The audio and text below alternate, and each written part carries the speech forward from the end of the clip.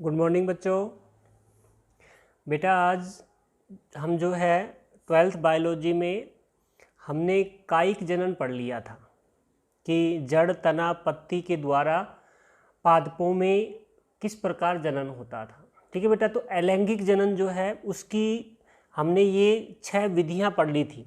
अब 6 विधियां कौन कौन सी थी बेटा, एक बार ध्यान देना इसको। सबसे पहले जो विधि हमने पढ़ी थी विखंडन, विखंडन के बाद मुकुलन पढ़ा था, मुकुलन के बाद बीजाणुओं में जनन, ये बीजाणु के द्वारा जनन पढ़ा था, फिर जैम्यूल पढ़ा था, फिर खंडन पढ़ा था, फिर कायिक जनन पढ़ा था। ठीक बेटा, कायिक जनन होने के बाद अपना अगला टॉपिक है बंगाल का आतंक। ये अगला टॉपिक है बंगाल का आतंक। देख बेटा, बंगाल का आतंक क्या है? जलकुंभी, जलकुंभी, और जलकुंभी जो है इसका वानस्पतिक नाम होता है एकोर्निया, एकोर्निया क्रेसिपस, क्रेसिपस, एकोर्निया क्रेसिपस यानी जलकुंभी। आपने देखी होगी जलकुंभी जो है, जलकुंभी को बंगाल का आतंक कहा जाता है।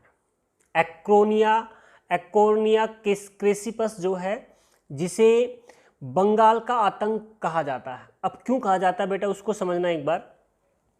एकोर्निया क्रेसिपस यानी जलकुंभी जो है, इस जलकुंभी के कुछ अन्य नाम और भी हैं। जलकुंभी को बोला जाता है जल महाविपत्ति, जल महाविपत्ति भी कहा जाता है जलकुंभी को। ठीक है, उसके अलावा इसे समुद्री शोक भी कहा जाता है। ये समुद्री शोक भी कहलाती है, जल महाविपत्ति भी कहलाती है। कौन? जलकुंभी। जानते हैं आप, अच्छे से देखा भी होगा जलकुंभी को। वैज्ञानिक नाम क्या बेटा इनका? एकोर्निया क्रेसिपस, जिसे बंगाल का आतंक भी कहा जाता है, जल महाविपत्ति भी कहा जाता है, समुद्री शोक भी कहा जाता है। अब क्या है ये बेटा, इसको समझना कि पश्चिमी बंगाल जो है इसने क्या किया कि जलकुंभी जो है इसके बहुत सुंदर पुष्प आते हैं। जलकुंभी के बड़े आकार के पुष्प होते हैं और सुंदर पुष्प होते हैं। अतः पश्चिम बंगाल सरकार ने अपने जो जलाशय हैं इनकी सुंदरता बढ़ाने के लिए, पश्चिम बंगाल सरकार ने अपने जलाशय की सुंदरता बढ़ाने के लिए जलकुंभी का प्रयोग किया। सबसे पहले किसने किया था? पश्चिम बंगाल ने। क्यों? क्योंकि जलकुंभी के सुंदर और बड़े पुष्प आते हैं, तो उन्होंने अपने जलाशय की सुंदरता बढ़ाने के लिए जलकुंभी का सबसे पहले प्रयोग किया। लेकिन जलकुंभी में बहुत तीव्र गति से कायिक जनन होता है। अभी पढ़ के आए हो आप बेटा कायिक जनन। और जलकुंभी जो है उसमें कायिक जनन कैसे होता है बेटा? किसके द्वारा? भूस्तारिका, पढ़ाया था। तो भूस्तारिका के द्वारा इसमें बहुत तेजी से कायिक जनन होता है, और बहुत तेजी से कायिक जनन होने के कारण ये जलाशय को, जिस जलाशय में उगती है उस जलाशय को कुछ समय में ही घेर लेती है। भाई इसमें तीव्र कायिक जनन होता है तो पूरा जलाशय किससे भर जाता है? जलकुंभी से भर जाता है, जिससे जलाशय के जल में ऑक्सीजन की कमी होने लगती है। जलाशय का जो जल है उसमें किसकी कमी होगी बेटा? ऑक्सीजन की कमी होगी। और ऑक्सीजन की कमी होने से क्या होगा कि जो जलीय जीव हैं ये मरने लग जाते हैं। जलीय जीव जो हैं ये मरने लग जाते हैं। जलकुंभी जो है उसमें तीव्र कायिक जनन होने के कारण ये कुछ ही समय में जलाशय को घेर लेती है, जिससे जलाशय में O2 की कमी हो जाती है और जलीय जीव जो हैं ये मरने लगते हैं। और इसी कारण इसे जल महाविपत्ति कहा जाता है। क्या कहा जाता है? जल महाविपत्ति। उसके अलावा जलकुंभी जो है उसमें तेजी से वाष्पोत्सर्जन भी होता है। क्या होता है बेटा? बहुत अधिक वाष्पोत्सर्जन होता है, और बहुत अधिक वाष्पोत्सर्जन होने के कारण जलाशय में जो जल है उसकी लगातार कमी होने लगती है। जल में लगातार क्या होने लगती है? कमी। और इसी कारण इसे क्या कहा जाता है बेटा? समुद्री सोख भी कहा जाता है। यानी जलाशय को ये सुखा देती है। जो जलाशय था वो स्थल में बदल जाता है, क्योंकि इसमें तेजी से क्या होता है? वाष्पोत्सर्जन होता है। ठीक है बेटा। उसके अलावा जलकुंभी जो है ये एक विदेशी खरपतवार होती है। विदेशी खरपतवार होता है, और जिसका सबसे पहला प्रयोग पश्चिम बंगाल सरकार ने किया था, और धीरे धीरे पश्चिम बंगाल में इसकी तेजी से जनन होने के कारण ये पूरे पश्चिम बंगाल में फैल गई, और उसके बाद पश्चिम बंगाल से पूरे भारतवर्ष में ये फैल चुकी है। और ये क्या है? एक विदेशी खरपतवार है। ठीक है। और बंगाल सरकार ने इसको शुरुआत की थी, अतः इसे बंगाल का आतंक के नाम से जाना जाता है। ठीक है बेटा। ये है बंगाल का आतंक, जलकुंभी एकोर्निया क्रेसिपस। पश्चिम बंगाल सरकार ने अपने जलाशयों की सुंदरता बढ़ाने के लिए सबसे पहले जलकुंभी का प्रयोग किया, लेकिन जलकुंभी में बहुत तेजी से कायिक जनन होने के कारण ये कुछ ही समय में जलाशय को घेर लेती है, जिससे जलाशय में O2 की कमी होने लगती है। O2 की कमी होगी तो जलीय जीव जो हैं ये मरने लगेंगे। वाष्पोत्सर्जन तेजी से होता है, इसलिए जल की कमी होने लग जाती है, इसलिए इसे जल महाविपत्ति या समुद्री सोख के नाम से जाना जाता है। और धीरे धीरे ये पश्चिम बंगाल से ये पूरे भारतवर्ष में फैल चुकी है। ठीक है बेटा। तो ये था बंगाल का आतंक, जलकुंभी। ठीक है बेटा। अब अगला टॉपिक लेते हैं हम, अलैंगिक जनन का महत्व। अलैंगिक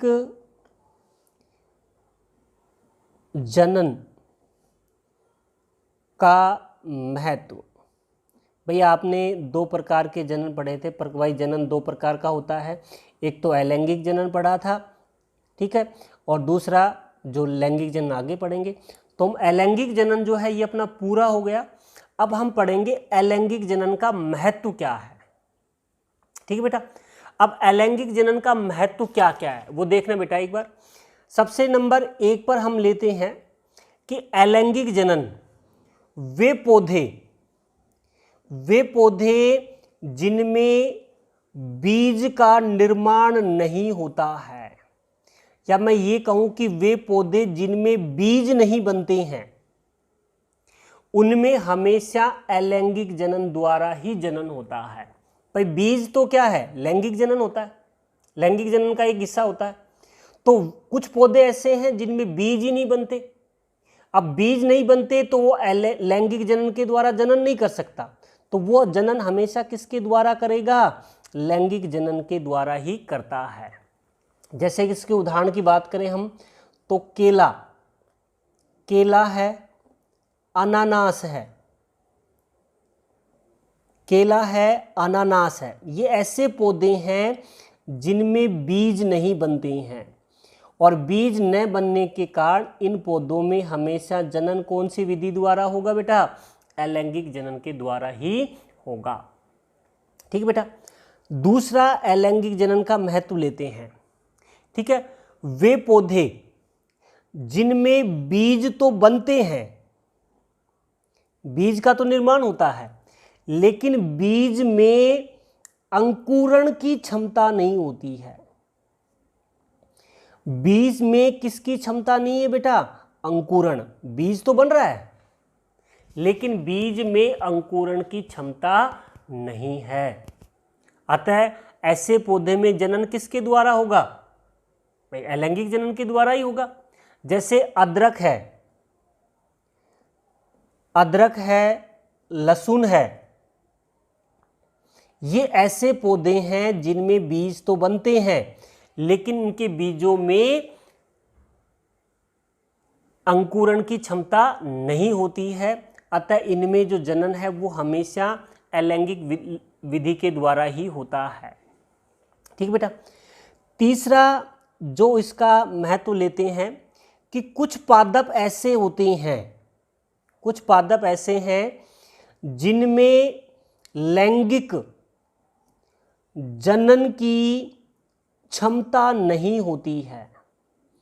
भाई लैंगिक जनन की क्षमता नहीं है इनमें। अब लैंगिक जनन की क्षमता नहीं है तो वो किसके द्वारा जनन करेगा? एक ही विधि बच गई, अलैंगिक जनन। तो वो अलैंगिक जनन के द्वारा ही जनन करेगा। और इसका उदाहरण है घास। घास जो है उसमें लैंगिक जनन की क्षमता नहीं है, अतः घास जो है उसमें जनन हमेशा अलैंगिक विधि के द्वारा ही होता है। ठीक बेटा। नंबर 4 लेते हैं कि जो अलैंगिक जनन है उसके द्वारा पादप के अच्छे लक्षण जो हैं उनको लंबे समय तक संरक्षित कर सकते हैं। पादप के अच्छे जो लक्षण हैं उनको लंबे समय तक संरक्षित किया जा सकता है। भाई क्यों किया जा सकता है? देखिए आपने पढ़ा होगा कि अलैंगिक जनन में केवल समसूत्री विभाजन होता है और समसूत्री विभाजन होने के कारण संतति में किसी भी प्रकार की विभिन्नता उत्पन्न नहीं होती, यानी जो भी संतति बनेगी वो जनक के क्या होगी? बिल्कुल समान होगी। तो अगर पादप में अच्छे लक्षण हैं तो वही लक्षण किस में जाएंगे? संतति में, और उन लक्षणों को आप संरक्षित कर सकते हैं। हालांकि इसमें एक दोष भी आता है यहाँ पर, अगर पादप में बुरे लक्षण हैं तो आपको अलैंगिक जनन के द्वारा उनको नहीं हटा सकते क्योंकि संतति में वो लक्षण आएंगे। ठीक है, तो हम लाभ पढ़ रहे हैं, महत्व पढ़ रहे हैं, तो अच्छे लक्षणों को हम संरक्षित कर सकते हैं। ठीक बेटा।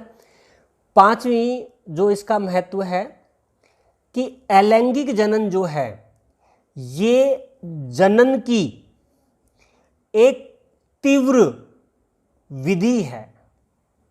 अलैंगिक जनन जो है ये जनन की कौन सी विधि है बेटा? तीव्र, यानी तेजी से होता है जनन, यानी संतति कम समय में ही बन जाती है। लैंगिक जनन में संतति में समय लगता है, लेकिन अलैंगिक जनन में जो संतति है वो कम समय में ही बन जाती है, यानी उत्पादन हमें कम समय में ही प्राप्त होता है। जैसे एक उदाहरण की बात करें हम कि आलू जो है अगर उनको बीजों के द्वारा बोया जाए, अब बीज का मतलब लैंगिक जनन हुआ, बीज के द्वारा बोया जाता है तो उत्पादन हमें 13 से 15 महीनों में प्राप्त होता है।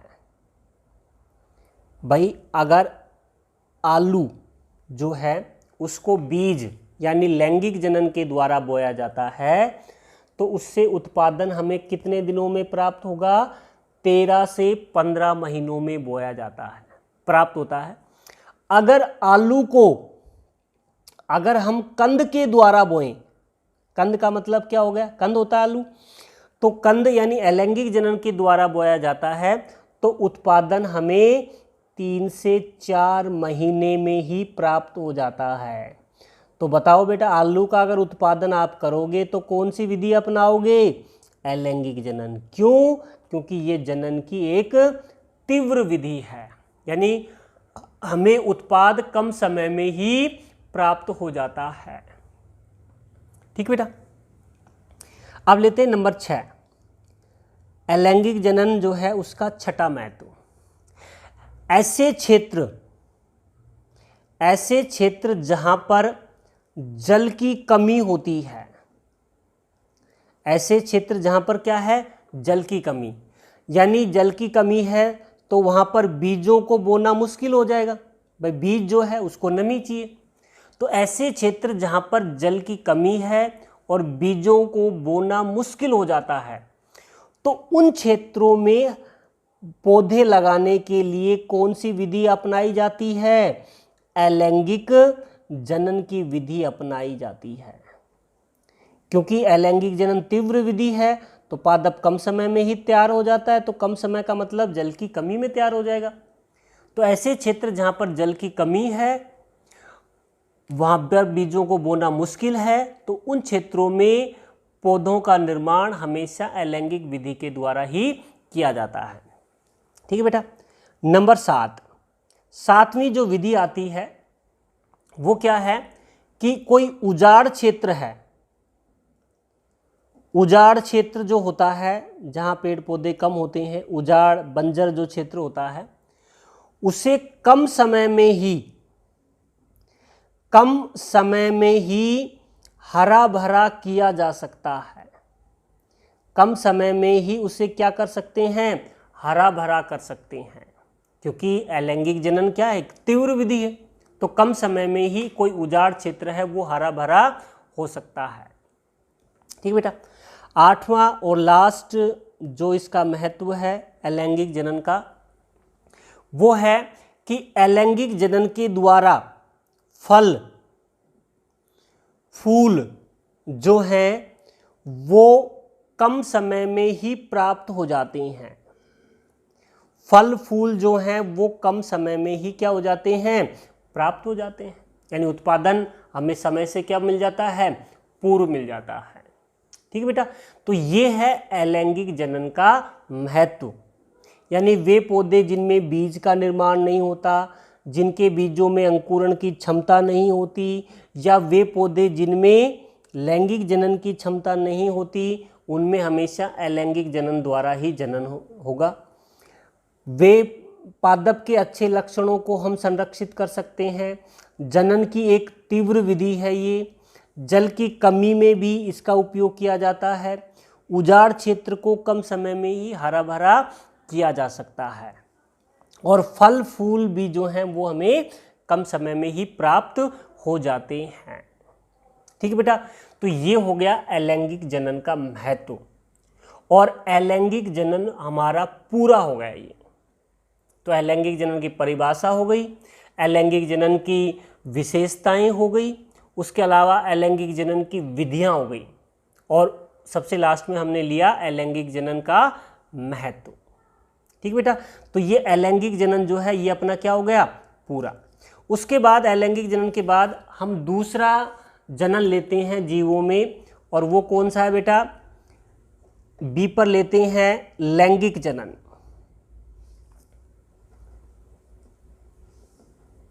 दूसरा प्रकार का जो जनन है लैंगिक जनन, सेक्सुअल रिप्रोडक्शन।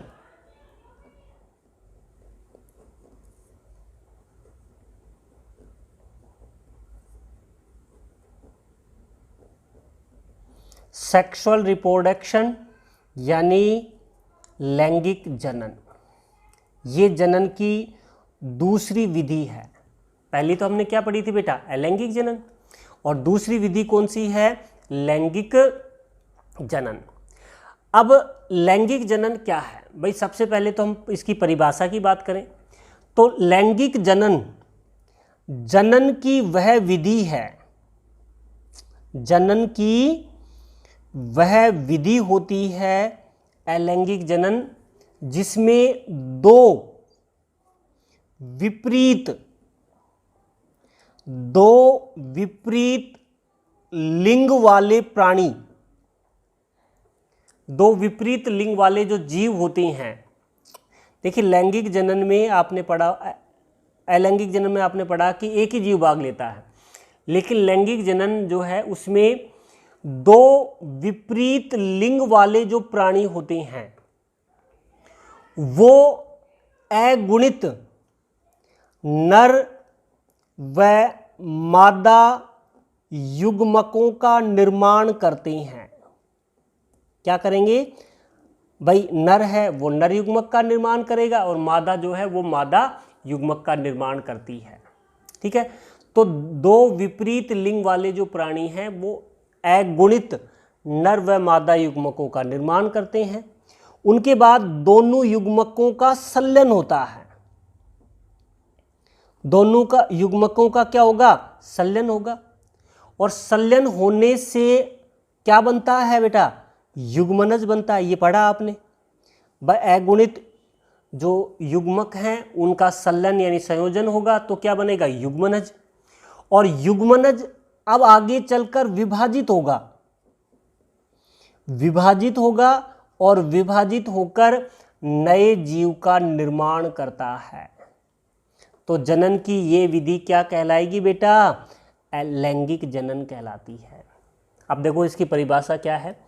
जनन की वह विधि जिसमें दो विपरीत लिंग वाले जीव अगुणित नर व मादा युग्मकों का निर्माण करते हैं तथा युग्मकों के संलयन से युग्मनज बनता है और युग्मनज विभाजित होकर नए जीव का निर्माण करता है, तो ये प्रक्रिया लैंगिक जनन कहलाती है।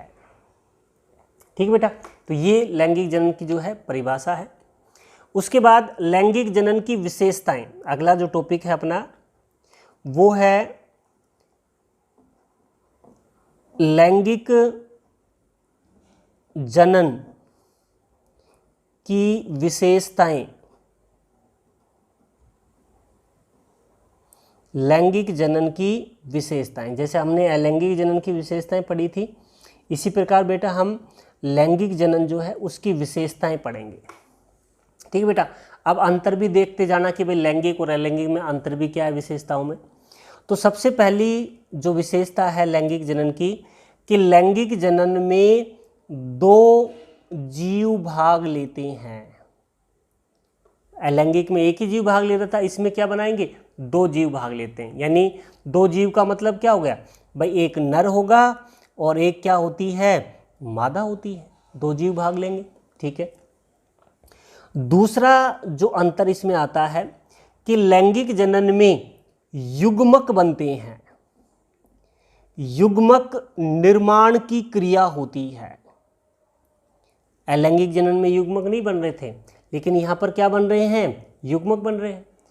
युग्मक बनते हैं और साथ में युग्मक संलयन की क्रिया भी होती है। यहां पर क्या हो रहा है? युग्मक संलयन भी हो रहा है और युग्मक निर्माण भी हो रहा है, जबकि अलैंगिक जनन में ना युग्मक बनते थे और ना युग्मकों का संलयन होता था। ठीक बेटा।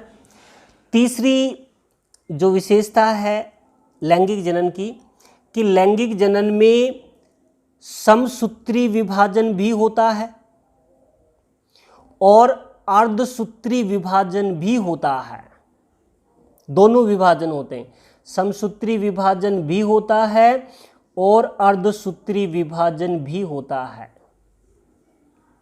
समसूत्री विभाजन भी होगा और अर्धसूत्री विभाजन भी होगा। किसके द्वारा? लैंगिक जनन के द्वारा। ठीक है। जबकि अलैंगिक जनन में केवल क्या हो रहा था? समसूत्री विभाजन। और लैंगिक जनन में समसूत्री भी होगा और अर्धसूत्री विभाजन भी होगा। ठीक है बेटा। नंबर 4 क्या है? अलैंगिक जनन में जो संतति बनती है, अलैंगिक जनन में जो संतति बनती है वो आनुवांशिक रूप से जनक से भिन्न होती है। जबकि उसमें आपने अलैंगिक जनन में पढ़ा था कि जो संतति बनती है वो जनक के समान है, जबकि इसमें जो संतति बनती है वो जनक से आनुवांशिक रूप से भिन्न होती है। ठीक है बेटा। नंबर 5 क्या है कि अलैंगिक जनन में विभिन्नताएं उत्पन्न होती हैं। अलैंगिक जनन में जो संतति बनती है उसमें क्या उत्पन्न होती है बेटा? विभिन्नताएं उत्पन्न होती हैं और विभिन्नताएं ही जीव को वातावरण के अनुकूल बनाती हैं। विभिन्नताएं ही जीवों को वातावरण के क्या बनाती हैं, अनुकूल बनाती हैं, और अनुकूलन के कारण ही जीवों में जैव विकास होता है। यानी जीवों का जो विकास है वो किन के कारण होता है, विभिन्नताओं के कारण। और विभिन्नताओं के कारण क्यों होता है, क्योंकि विभिन्नताएं जीव को वातावरण के अनुकूल बनाती हैं। और विभिन्नताएं क्यों होती हैं, क्योंकि इसमें कौन सा विभाजन होता है, अर्धसूत्री विभाजन। और अब बेटा आपने पढ़ा होगा 11th में कि अर्धसूत्री विभाजन में कौन सी क्रिया होती है, एक जीन विनिमय की क्रिया होती है। और जीन विनिमय के कारण जो संतति बनती है उसमें क्या उत्पन्न होती हैं, विभिन्नताएं उत्पन्न होती हैं। ठीक है बेटा, 5 हो गए। नंबर 6 क्या है, लैंगिक जनन की जो क्रिया है ये एक धीमी प्रक्रिया है और जटिल प्रक्रिया है।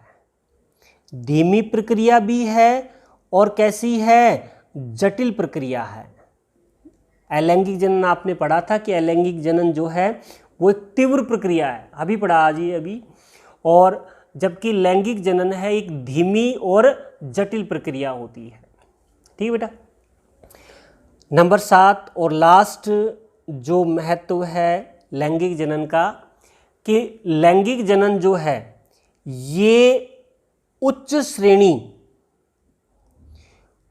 श्रेणी के पादप जो हैं उनमें पाया जाता है, और उच्च श्रेणी के जो जंतु हैं उनमें पाया जाता है। आपने पढ़ा होगा कि अलैंगिक जनन किन में मिलता है, निम्न श्रेणी के पादप, निम्न श्रेणी के जंतु और उच्च श्रेणी के पादपों में तो अलैंगिक जनन, और लैंगिक जनन उच्च श्रेणी के पादप और जंतुओं में मिलेगा। ठीक बेटा, तो ये 7 लैंगिक जनन की विशेषताएं हैं। कौन कौन सी, लैंगिक जनन में 2 जीव भाग लेते हैं, युग्मक भी बनते हैं, युग्मकों का संलयन भी होता है, समसूत्री विभाजन भी होता है, अर्धसूत्री विभाजन भी होता है, संतति जनक से आनुवांशिक रूप से भिन्न होती है, संतति में विभिन्नताएं उत्पन्न होती हैं जो जीव को वातावरण के अनुकूल बनाती हैं, जिससे जैव विकास की क्रिया होती है। ठीक है। लैंगिक जनन जो है एक धीमी और जटिल प्रक्रिया है जो उच्च श्रेणी के पादपों और जंतुओं में पाई जाती है। ठीक बेटा, तो ये हो गया लैंगिक जनन की परिभाषा और लैंगिक जनन की विशेषताएं। ठीक बेटा, तो ये हो गया आज के लिए इतना ही। ठीक है बेटा, थैंक यू।